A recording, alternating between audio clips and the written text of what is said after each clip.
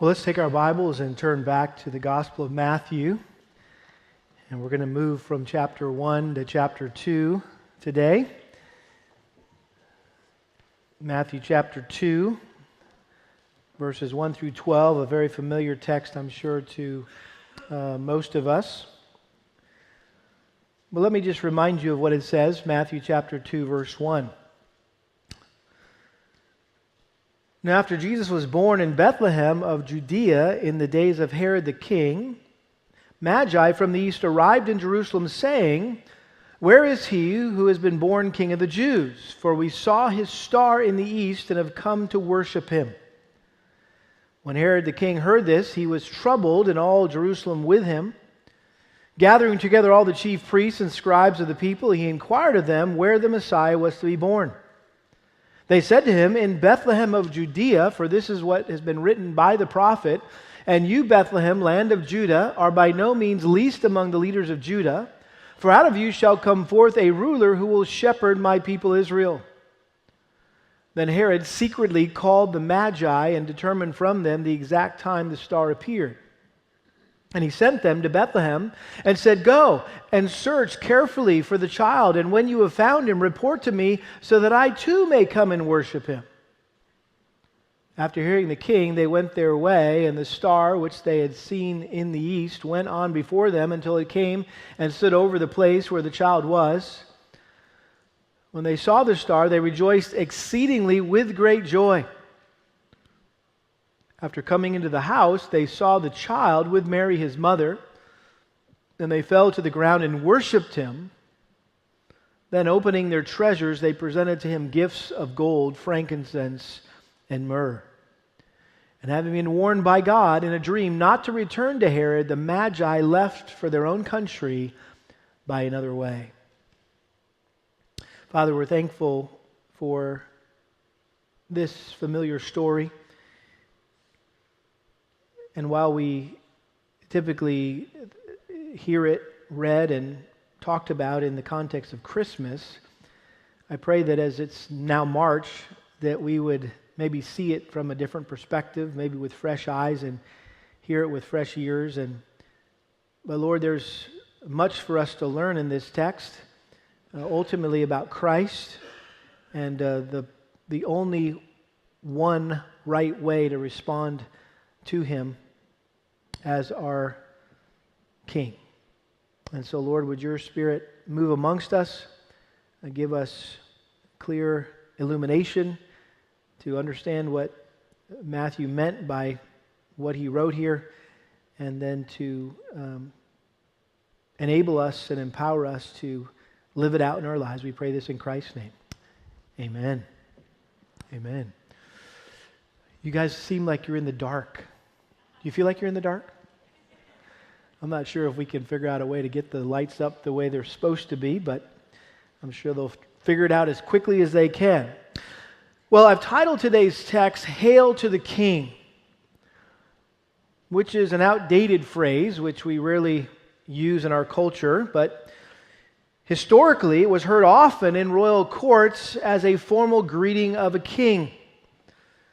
It was how loyal subjects in a monarchy would show their deep respect for and total submission to their sovereign ruler. It conveyed great reverence, strong admiration, and honor and praise for a worthy individual in a position of power. And that's exactly what we see the Magi doing in this passage. Now, probably no other biblical text related to the birth of Christ has been embellished or romanticized more than the visit of the Magi. Matthew was the only gospel writer to mention these men and their encounter with Christ, and yet he didn't tell us very much about these mysterious travelers who seem to appear out of nowhere to pay homage to Christ, and they leave their gifts with him and then return to their homeland, never to be heard from again. And so the lack of specific details about the wise men, as they're often referred to, has led to much speculation that has resulted in many myths and legends and misconceptions which have found their way, sadly, into the belief system of many Christians. You may be one of those. These misconceptions are portrayed in things like our traditional manger scenes and Christmas cards and Christmas carols and Christmas pageants and Christmas shows, it's not uncommon to see three kings bowing before baby Jesus in a stable alongside some shepherds and a variety of farm animals. We sing the carol, "We Three Kings of Orient Are." We know the story of the little drummer boy, right, who meets these three kings who have brought presents for this new king, and he wanted to give something to the king, and so all he had was a drum, and so he played him a little song on his drum. But interesting, the concept of three kings, we assume that there were three because of what? The three gifts, right? We also, I guess, assume that they were kings because of how they're portrayed in the pictures that we see. But they were more like king makers, the ones who actually made kings or anointed kings. When we talk about the Orient, typically we think about the Far East, like China or India, but that's not where these men were from.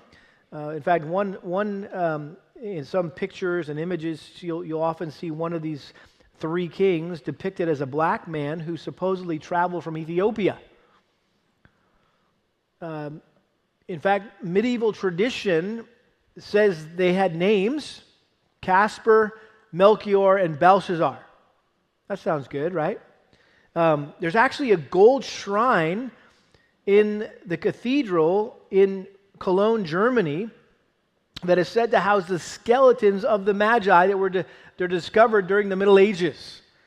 And so you can actually go there and see three gold-crowned skulls visible on one end of that kind of tomb, which, again, is just another example of how holy relics have been faked for centuries, right? They find the three nails that, were used to nail Jesus to the cross. They found his crown of thorns, and they found this and that, and they put it on display, and people come and they worship those relics.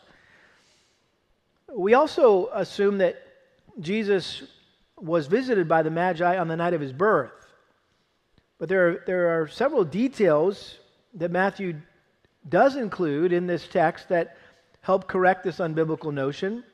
One of those is the fact that he refers to Jesus as a child in verse 9 and verse 11. And the Greek word there is paidon, which is different from the word that Luke used in describing the birth of Christ, which was brephos, which is a newborn. So this is not the term for a newborn, but a child. Verse 11, it says, after coming into the house, they saw the child.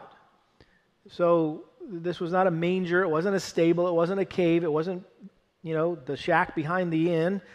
This was a house that they had probably acquired months later as a place to raise God's son. And then we know, as we're going to see next in verse 16, Herod went on this wild rampage, and it says specifically that he had not just babies killed, but he says that male children, all the male children who were in Bethlehem and all its vicinity from 2 years old and under, he had slaughtered. So, again, he was trying to make sure he covered all his bases, and so it wasn't just the babies he was looking for, it was anybody 2 years old and under. So based on these little details, the Magi visited Jesus probably a year or two after he was born in that stable. So he was probably a toddler by this time. Now, I don't tell you all that so that you all go home and throw away the three kings in your creche scene. Burn them, whatever, throw them in the lake. No. I think manger scenes in general are just an attempt to depict all that is wrapped up in the biblical account of the birth of Christ, this is all part of the birth of Christ, so we get it, we understand it. And by the way, if you're going to throw away the wise men, then you're going to have to also rip off the star that's over your little creche scene in your house, because that technically didn't happen on the night that Jesus was born either. I say all this just to make sure that the chronology of the events surrounding Christ's birth is clear in your mind, and that what we believe about this familiar aspect of the Christmas story is not based on myths or legends, but based on the truths of Scripture. And so, having said all that, I want this morning just to explain the story of the Magi and suggest to you how it applies to our lives today. Now, this story contains the first of 4 prophecies that Matthew included in this chapter as he continued to build his case that Jesus is the fulfillment of all the prophecies in the Old Testament about the much anticipated Messiah. And so you have this statement that he uses frequently, Matthew does, especially in these first couple of chapters. Verse 5, in Bethlehem of Judea, for this is what has been written by the prophet. And he quotes an Old Testament text there. And then again in verse 15, he remained there until the death of Herod. This was to fulfill what had been spoken by the Lord through the prophet, out of Egypt I called my son. And then look at verse 17. Then what had been spoken through Jeremiah the prophet was fulfilled. A voice was heard in Ramah, weeping a great mourning, Rachel weeping for her children, and she refused to be comforted because they were no more. And then finally, in verse 23, it says, this was to fulfill what was spoken through the prophets. He shall be called a Nazarene. So in chapter 1, you'll remember that Matthew presented Jesus' genealogy to prove that he was the ultimate fulfillment of both the Abrahamic and Davidic covenants. And then he recounted Jesus' supernatural conception in a young virgin named Mary. And so having described Jesus' origin and his birth, now here in chapter 2, he focuses on Jesus' early childhood, which he traced from Bethlehem to Egypt to Nazareth. And he showed how each of these geographical transitions, if you will, or locations, were specifically predicted in the Old Testament, which adds to the evidence that Jesus is the promised Messiah. Well, we'll look at those prophecies really as the literary structure of this chapter next time. But for this morning, again, I just want to look at these first 12 verses and highlight the variety of reactions or responses that certain people had to Christ, which really anticipate the variety of reactions and responses to Christ throughout all the centuries. And more specifically, we're going to get a preview of how the Jews and the Gentiles would respond to Jesus, and that stark contrast would become more and more apparent in the rest of this gospel. One commentator said it well. He said, his coming always divides people. Talking about Christ. Christ's coming always divides people, as we shall see time and again in this gospel. Here, at the very start of his life, we see 2 camps forming. One full of praise and welcome, the other full of hatred and opposition. Herod and the Magi stand in stark contrast, a contrast that will deepen as the story of Jesus' life unfolds toward the cross. So let's look now at 3 ways that people respond to Jesus that we see here in Matthew's account of the Magi's visit to see Jesus. First of all, we see belligerence as exemplified by Herod, who opposed Christ. Secondly, we see indifference, which was exemplified by the religious leaders who ignored Christ. And then thirdly, we see reverence, which is modeled by the Magi who worshiped Christ. And by the way, every one of us in this room is in one of these 3 categories. And hopefully by the end of our time, you'll know which one of these categories you clearly fit into. Number 1 is belligerence. Herod opposed Christ. Notice what Matthew tells us in verse 1. Now, after Jesus was born in Bethlehem of Judea in the days of Herod the king, Magi from the east arrived in Jerusalem, saying, where is he who has been born king of the Jews? For we saw his star in the east and have come to worship him. When Herod the king heard this, he was troubled, and all Jerusalem with him. Now, this Herod that Matthew mentioned is Herod the Great, who ruled over Palestine from 37 BC to 4 BC, and this was probably, Christ was born probably a year or 2 before his death, and so that should tip you off that the timing of Christ's birth, or the date of Christ's birth, was probably misrepresented by some monk who was trying to figure it out in the 6th century. But we know that Jesus must have been born before the death of Herod because they're interacting here. That's not to say, oh, I knew this whole Christianity thing was a bunch of bunk and I'm going to punt Jesus now because they couldn't even get his birth right. The date of his birth correct, right? No. I think we need to leave room for those kind of human errors, right? When you're trying to chronologue all these kind of things or chronicle these kinds of things. But what you need to know about Herod is that his father had done some favors for the Romans, and as payback to the Herod family or the Herodians or the Herodian dynasty, they'd be given the right to rule over Judea, which was under Roman domination. And at his coronation, Caesar Augustus actually had given Herod the title, the King of the Jews. Ironically, he wasn't a Jew. He was an Idumean, which meant he was a descendant of Esau. And if you remember Esau in the Old Testament, he was Isaac's firstborn son who God rejected and was replaced by his little brother Jacob to be the father of Israel. And so Herod's people were traditionally enemies of the Jews, even as Esau and Jacob, right, were enemies to some degree. And yet Herod tried to gain the Jews' loyalty by supposedly converting to Judaism. And probably his most benevolent act was to rebuild their temple, which took many, many years, and you can still see some of the remains of that temple to this day if you visit Israel. But even so, most Jews hated Herod. They never truly accepted him as their king, even though he did a lot for their country. And notice it says that when Herod the king heard this, he was troubled, and all Jerusalem with him. So this was troubling news that was brought by these prominent foreigners who, by the way, were descendants of the Parthians who Herod had already conquered at one point. And so here come these,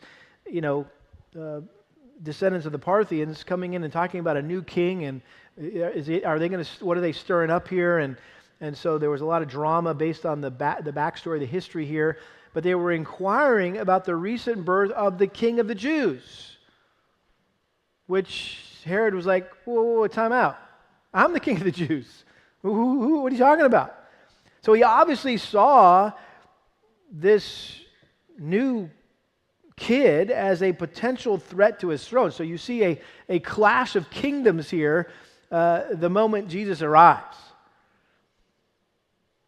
And so Herod was a paranoid guy. His paranoia was legendary. He was very cruel and conniving.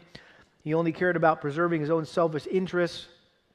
When he came to power, he murdered all the Hasmoneans, who were the sons of the Maccabeans, who had led a revolt against the rulers of Greece, and so he wanted to ensure they didn't do the same thing to him, and so he just slaughtered them all.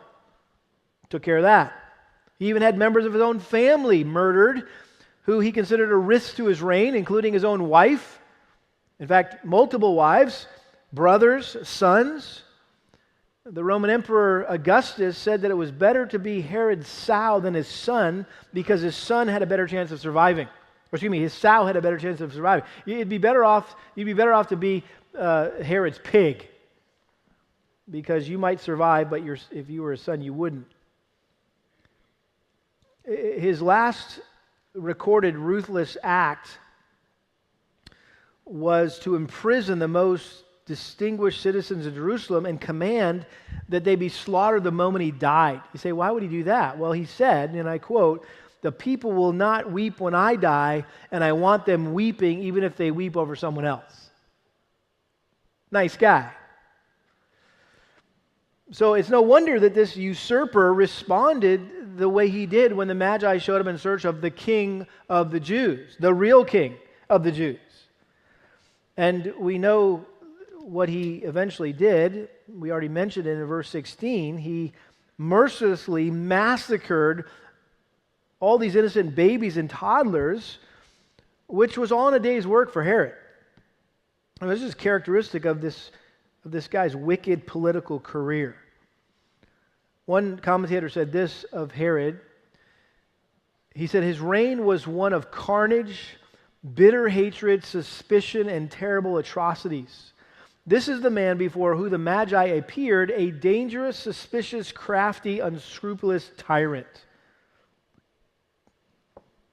Well, let's continue. Look at verse 4. Gathering together all the chief priests and scribes of the people, he inquired of them where the Messiah was to be born. And they said to him, in Bethlehem of Judea, and this is what has been written by the prophet, and you, Bethlehem, land of Judah, are by no means least among the leaders of Judah, for out of you shall come forth a ruler who will shepherd my people Israel. So Herod didn't know or didn't know the answer to the question that the Magi posed to him, but he knew who would know the answer, and so he quickly assembled the Jewish religious leaders to find out where the Messiah was to be born. And these chief priests and scribes were the experts in the Old Testament scriptures, so they promptly referenced Micah 5:2, which identified Bethlehem as the precise location of the birthplace of the Messiah. We'll get back to that in just a moment. Notice verse 7. Then Herod secretly called the Magi and determined from them the exact time the star appeared, and he sent them to Bethlehem and said, go and search carefully for the child, and when you have found him, report to me so that I too may come and worship him. Yeah, right. So he pulls these guys aside in secret, which should have tipped them off that this guy had devious plans here, and he inquired of them when the star appeared exactly, signifying the birth of this king.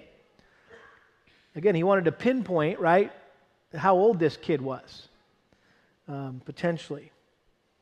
And then he officially sanctioned their search for the newborn king. They said, hey, the religious leaders, they say it's in Bethlehem, that's where he is. They told him to let him know as soon as they found him so that he could also visit him. And he pretended to want to worship him like the Magi, when what he really wanted to do was kill this new rival to his kingship. And again, Herod's response to Jesus Christ was one of belligerence. He was hostile towards Christ because he was afraid that he would take away his throne. He would lose his power. He would lose his authority. And I think there's lots of people today who respond to Jesus just like Herod did. Because they know if Jesus is the king, they're not. And that's what it comes down to. They fear that Jesus will take away their ability to rule their lives, to live the way they want to live, to do whatever they want to do with whoever they want to do it with, whenever they want to do it. They see Jesus as a threat to their independence and their self-determination. They think he'll interfere with their lives, their career, their positions, their ambitions. And so they refuse to let anyone else be the king of their lives. And that's why they refuse to give up the control of their lives to Christ. And so they're not about to bow to him as their Lord and Savior. Later in Matthew, he would go on to record the words of Christ in Matthew 16:25, where Jesus said, for whoever wishes to save his life will what? Lose it. But whoever loses his life for my sake will find it. For what will it profit a man if he gains the whole world and what? Loses his soul. Don't be Herod. Don't respond belligerently to Christ, rebelliously to Christ, hostile towards Christ. Well, there's another response. Perhaps this describes you more specifically, and that's indifference. Indifference, which is modeled by the religious leaders who ignored Christ. Again, back to verse 4, gathering together all the chief priests and scribes of the people, he inquired of them where the Messiah was to be born. This is the first mention of the religious leaders of Israel in the New Testament. And Matthew referred to these guys more than any other writer in the New Testament. And notice right out of the gate, By implication, Matthew began to denounce these defunct spiritual authorities. The chief priests and the scribes were the religious elite of Israel. They were the theologians. They were the Bible heads. The chief priests represented Jewish worship. They were the appointed priests who had by that time become nothing more than a group of corrupt, religiously oriented politicians. The scribes represented Jewish law. They were basically lawyers who knew and taught and interpreted both the Old Testament law and all the traditions that had grown up around it. But the bottom line is they knew the Scriptures better than anyone. And that's why they knew exactly where to turn in Scripture to find the prophecy of the Messiah's birthplace. And they quoted Micah 5:2 here. Notice he says, "And you, Bethlehem, land of Judah, are by no means least among the leaders of Judah, for out of you shall come forth a ruler who will shepherd my people Israel." Now you know this, Bethlehem was a small city, is a small city to this day, about 5 or 6 miles south of Jerusalem. This was the city where David was born and grew up shepherding sheep and was eventually anointed king. And so it's very appropriate that that Matthew, the way he, what I would say, reworded Micah 5:2 here under the inspiration of the Spirit, he says, "For out of you shall come forth a ruler who will shepherd my people Israel." There's a reason why the shepherds were the first ones that God announced, right? The birth of His Son. This was a land of shepherds, a town of shepherds. Everything was about shepherding there on the hills, on the slopes of Bethlehem. And so Jesus, like a shepherd, would lead His people back to God. But notice that even though these religious leaders knew what the Old Testament taught about the coming of the Messiah, they really didn't care. They did nothing with that knowledge that they had. They didn't even take the time to go check it out for themselves.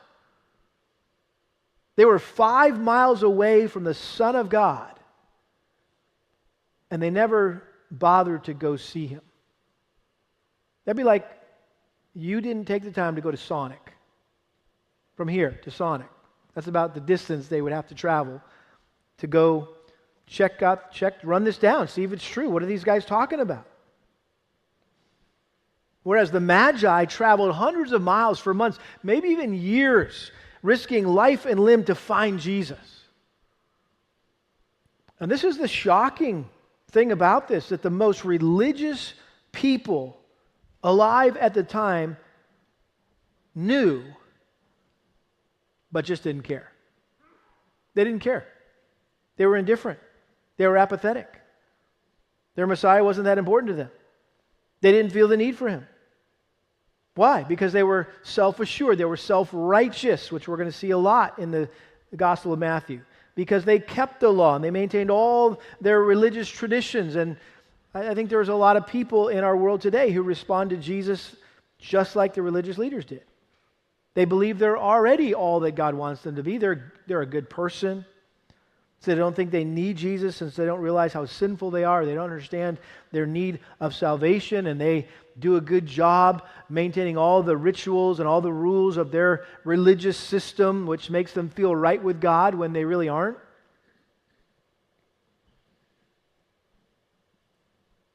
And maybe more closer to home here at our church, they may know lots of the Bible, a lot of Bible verses. Even know a lot about Jesus, but they don't know Jesus. Listen carefully. Don't miss this. You can know the theology of Christ and not know Christ. You can know the theology of Christ. You could have mastered Christology and still not know Jesus Christ as your personal Lord and Savior. I think this is a sobering warning that knowledge is not enough. It's a dangerous thing to know the Bible and not live it. One commentator said it this way: knowledge is no substitute for obedience. And I think you would agree with me that dead religion has been a tool of Satan for centuries that keeps people from truly knowing Jesus Christ and experiencing the reality of a personal relationship with Christ. J.C. Ryle has a beautiful commentary series on the Gospels called Expository Thoughts on the Gospels. It's my favorite book to read every week as I'm studying. And this is what he said here about these wise men, not by the wise men, but by the religious leaders, and perhaps somebody sitting in here this morning. He says, quote, "How often the very people who live nearest to the means of grace are those who neglect them the most. There's only too much truth in the old proverb, the nearer the church, the further from God. Familiarity with sacred things has an awful tendency to make men despise them.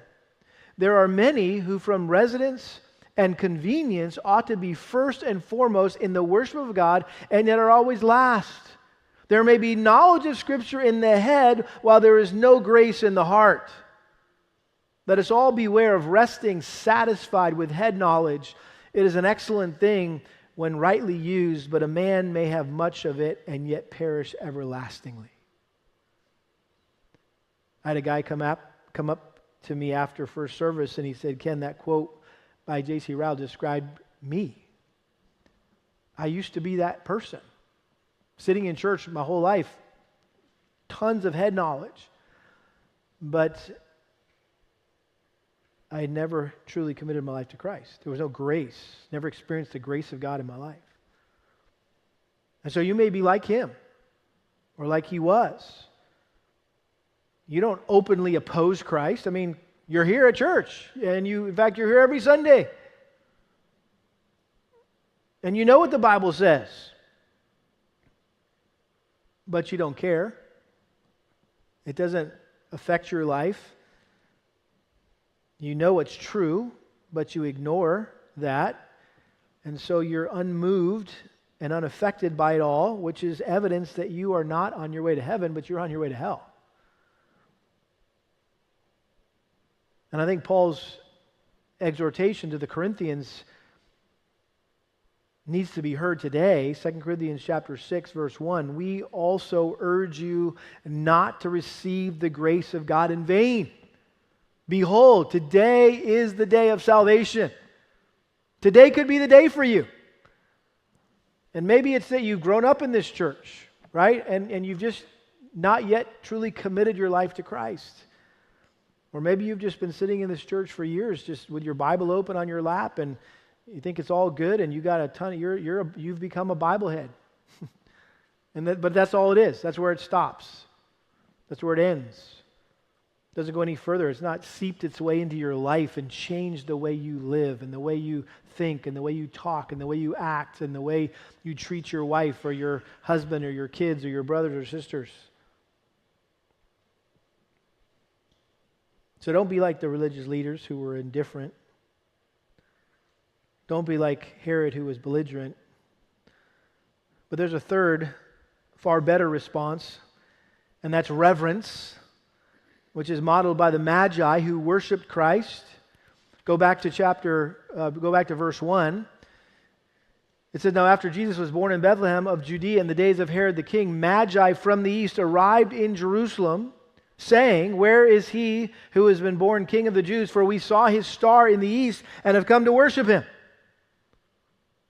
Now when it says the east there, from the east, it's not the far east, but it's the region just beyond the Tigris and Euphrates rivers. We're talking about ancient Persia, modern-day Iran, and eastern Iraq. And the Magi were a special caste of wise men who specialized in medicine and natural science and astronomy and astrology. They've been called students of the stars. The word magi is where we derive our words magic and magician. This class of men played an active role throughout the Babylonian Mesopotamia region during much of the Old Testament era. They served as the scientists, the mathematicians, the philosophers, the soothsayers, the dream interpreters, right? The advisors to the kings of their day. In fact, our word magistrate comes from the word magi. And these men rose to places of prominence and influence in the Babylonian Empire, in the Medo-Persian Empire, and even the Greek Empire. Turn back to the book of Daniel for a second, and I want to show you something that I find fascinating, and I think you will as well. Daniel chapter 1, verse 20, we see references to these magi or magicians all throughout the book of Daniel. And of course, Daniel had been plucked from Jerusalem when during the Babylonian exile, right? They came and conquered Judah or Judea, and they were taken as exiles into Babylon. Daniel and his three friends, Shadrach, Meshach, and Abednego, they were put into this special program to train them to be these kind of guys. Notice verse 20 of chapter 1. As for every matter of wisdom and understanding about which the king consulted them, he found them 10 times better than all the magicians and conjurers who were in all his realm. Look at chapter 2, where Nebuchadnezzar had a dream and he needed it interpreted. Verse 2, it says, "And the king gave orders to call in the magicians, the conjurers, the sorcerers, and the Chaldeans to tell the king his dreams. So they came in and stood before the king." Look at verse 48. Daniel was the only one who was able to interpret this dream of the statue that he saw getting shattered by this stone being hurled from heaven. And notice verse 48, "Then the king promoted Daniel and gave him many great gifts, and he made him ruler over the whole province of Babylon and chief prefect over all the wise men of Babylon." And then look at chapter 4, verse 7. Nebuchadnezzar had another dream, this time of this great tree, and he tried to get all the other wise men of Babylon to interpret it, and none of them could. Verse 7, "Then the magicians, the conjurers, the Chaldeans, and the diviners came in, and I related the dream to them, and they could not make its interpretation known to me. But finally Daniel came in before me, whose name is Belshazzar, according to the name of my God, and in whom is the spirit of the holy gods. And I related the dream to him, saying, O Belshazzar, chief of the magicians, since I know that a spirit of the holy gods is in you, and no mystery baffles you, tell me the visions of my dream, which I have seen, along with its interpretation." And of course, he interpreted that dream as well. And then in chapter 5 of Daniel, verse 11, we see Nebuchadnezzar's son, Belshazzar, who's trying to figure out what this writing on the wall that this hand mysteriously wrote, this mysterious hand wrote on the wall during one of his banquets. Nobody could tell him.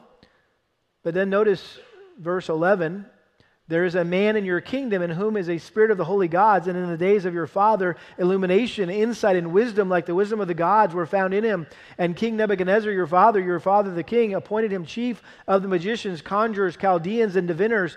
This was because an extraordinary spirit, knowledge, and insight, interpretation of dreams, explanation of enigmas, and solving of difficult problems were found in this Daniel, whom the king named Belshazzar. That Daniel now be summoned. Let Daniel now be summoned, and he will declare the interpretation." Now, the reason I read all those passages is because while the exact identity of the Magi is impossible to determine, I think that they were descendants of the magicians of Daniel's day, who apparently had become acquainted with Old Testament prophecies through Daniel and the rest of the Jews that had been deported from Israel to Babylon. In fact, in the Septuagint, which is the Greek translation of the Old Testament, the word used to translate wise men in Daniel is the same Greek word used of the wise men here in Matthew 2. And because of Daniel's prominent position as the chief magi during the Babylonian Empire and also the Medo-Persian Empire, the other magi undoubtedly learned much from him about the one true God and his plans for the Jews through the promised Messiah. Not just the Jews, but for all the nations. And surely Daniel's prophecies were held in high esteem and were handed down through the generations. I would think that they were likely placed in the libraries of Persia. And so this new generation of wise men may have pulled Daniel's scrolls off the shelf and studied his very precise prophecies concerning the Messiah, one of them being Daniel chapter 2, about these 4 kingdoms of the earth and how that final kingdom was going to be shattered by this rock being hurled from heaven. And then, of course, Daniel chapter 9, where you have the 70-week vision, where Daniel provided this prophetic timeline of the arrival of the Messiah and like pinpoints the exact time that Christ would be born. And so perhaps they did the math and they realized, man, he's here. At the same time, they were always examining the heavens, and they saw this unique star that they hadn't seen before. It perplexed them, but to them it served as another indication that a great king had been born in Jerusalem. Some say that they may have also been aware of the prophecy of Balaam. Remember that guy who tried to curse Israel and God wouldn't let him? Well, he was born, Balaam was born, or from the same town they were from, basically the same region there in the Euphrates River area near Persia. And this is what he said in Numbers 24:17. I see him, but not now. I behold him, but not near. A star shall come forth from Jacob. A scepter shall rise from Israel and shall crush through the forehead of Moab and tear down all the sons of Seth. So some would say that was a veiled reference to the Messiah. But notice he mentions a star and a scepter. Now there are various explanations for that star.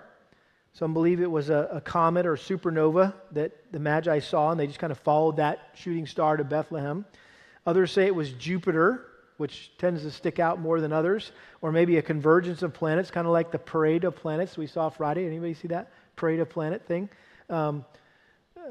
There is ancient scientific evidence that some kind of astronomical phenomenon occurred around the same time that Jesus was born.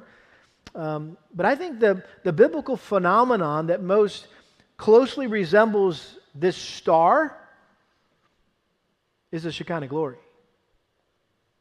This may have been the same visible manifestation of God's presence that had led Israel out of Egypt to the Promised Land, appearing as a cloud by day and a fire by night. This was the same glorious light, perhaps, that shone on the shepherds when they received the announcement of Christ's birth in Luke chapter 2.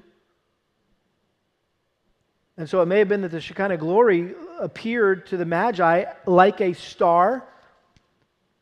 Notice back in Matthew chapter 2, verse 9, back to our text. After hearing the king, they went their way, and the star, which they had seen in the east, went on before them until it came and stood over the place where the child was. And when they saw the star, they rejoiced exceedingly with great joy.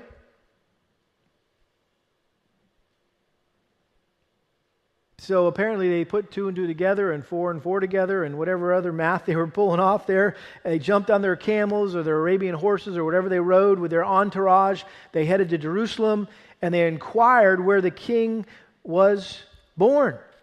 And notice back in verse 1, it says, Magi from the east arrived in Jerusalem, saying, where is he who has been born King of the Jews? For we saw his star in the east and have come to worship him. That word saying is in the tense in the Greek, like saying it a lot, like continually. So it wasn't like they just showed up and, knocked on Herod's door and say, hey, where's this king we heard about? They showed up in Jerusalem with their entourage, probably a whole crew of people that you couldn't miss. And that in itself caused a stir. But then everybody's going, hey, they're talking to everybody. They say, hey, where's the king? We heard there was a king. We came, where's the king? And so not only was Herod troubled, it said all of Jerusalem was troubled. And again, like I mentioned, these wise men or magi were descendants of the Parthians who they had just overcome there in Jerusalem. And so, again, they were wondering, what is up? Is this a new type of coup coming? But notice when they arrived in Jerusalem, they didn't ask if the child existed, but where the child was. So this is how confident they were of their interpretation of the revelation of God that Daniel had left them. And I think these wise men were looking for Daniel's Messiah. The only time this word Messiah, Christ, is used in the Old Testament is Psalm 2, which we're going to look at before we end, and then Daniel chapter 9. So interesting connection there. Look at verse 11. After coming into the house, they saw the child with Mary his mother, and they fell to the ground and worshipped him. And then opening their treasures, they presented to him gifts of gold, frankincense, and myrrh.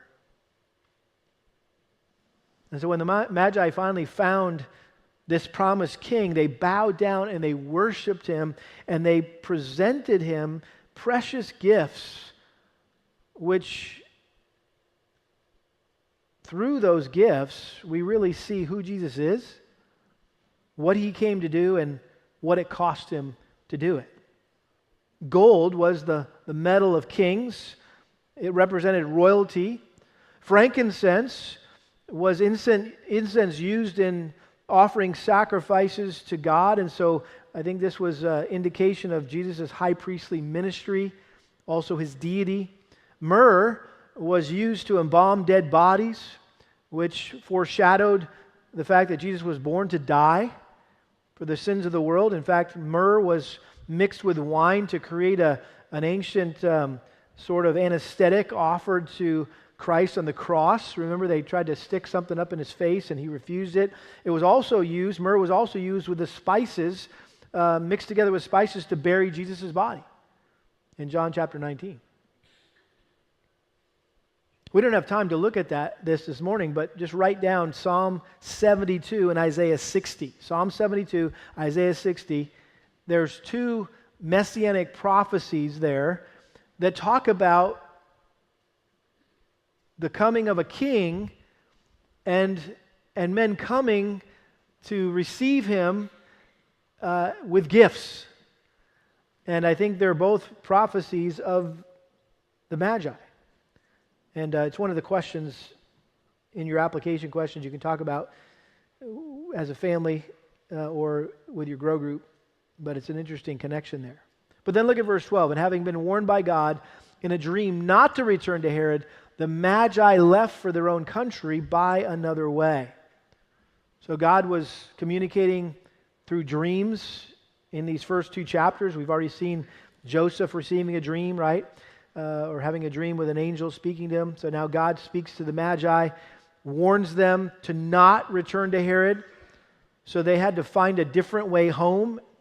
And it says that they left for their own country by another way, which obviously means literally they went a different route. And at the risk of allegorizing or spiritualizing this verse, I think we could also say they left different than when they came. I mean, these guys were changed. Their lives were changed forever. They were never the same. If any man be in Christ, he is a what? New creation.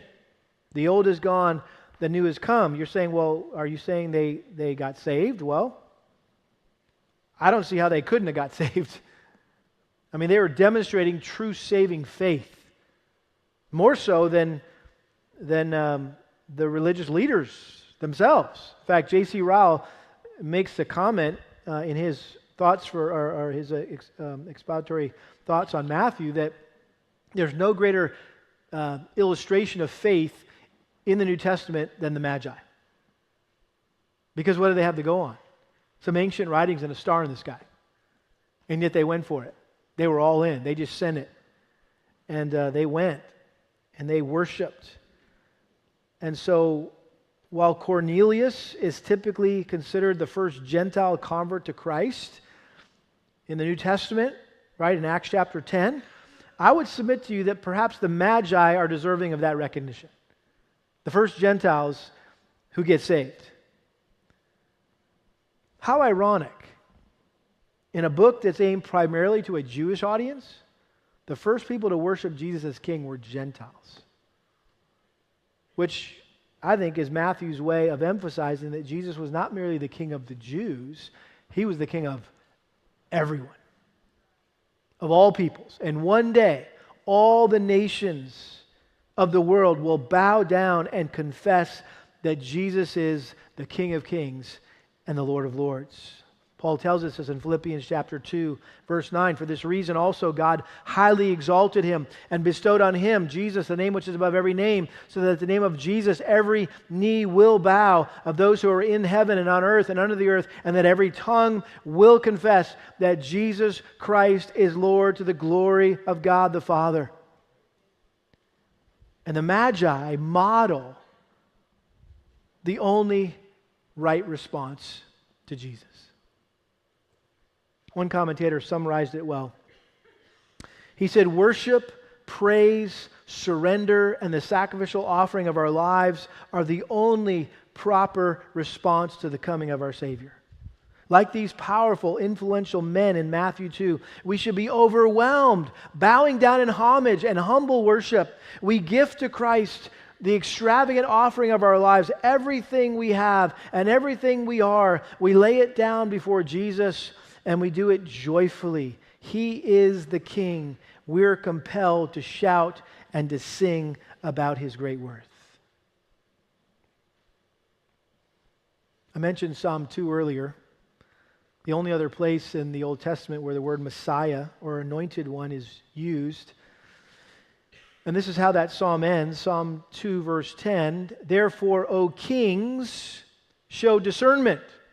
Take warning, O judges of the earth. And the whole context is the kings of the earth are saying, yeah, God's got a king? Yeah, whatever. We're the kings.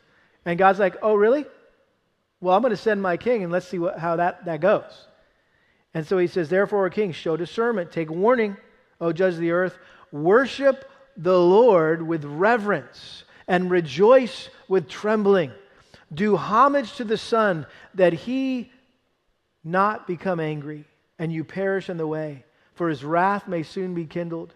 How blessed are all who take refuge in Him. Let's pray. Father, we're thankful for this text and what we learn about Christ from it. And we learn that He's the King and He's worthy to be worshiped. And you call us to bow down and worship and obey Jesus as our King and swear total allegiance to Him and live a life of loyal obedience to Him. And Lord, we can't do that in our own strength and our own wisdom, but in the same way that you sovereignly directed the Magi to come to Christ in faith, Lord, I pray that you would do the same for some this morning who, Lord, may have come in here either belligerent, opposed to Christ, maybe indifferent to Christ, just kind of ignoring it all, being apathetic towards it. Lord, that you would draw them sovereignly by faith to Christ,